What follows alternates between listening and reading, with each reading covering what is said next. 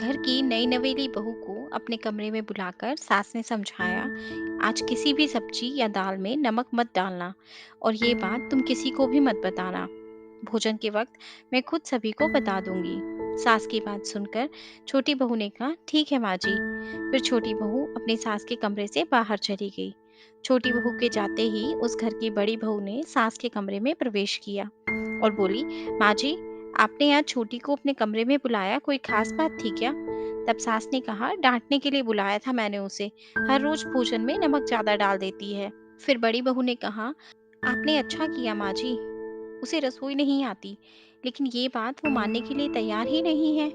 आप कहें तो मैं फिर से रसोई संभाल लूं और उसे साफ सफाई जैसे बाहर के काम जो आजकल मैं करती हूँ आप उसे दे दीजिए।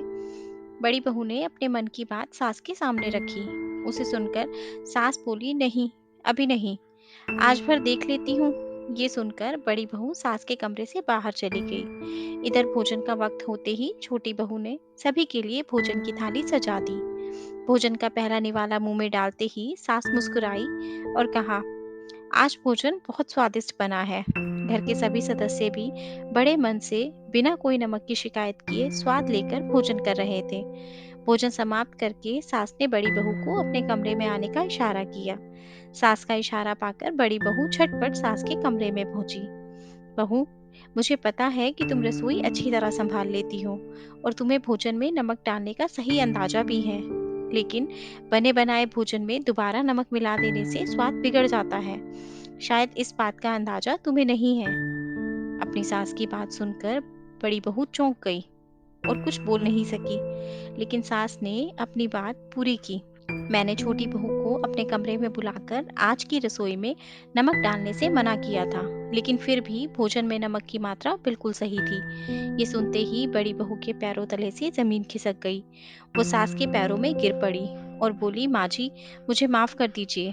सास ने उसे प्यार से कहा, बहू, तुमने अपनी गलती मानी, यही बड़ी बात है, और अपना फैसला सुनाया।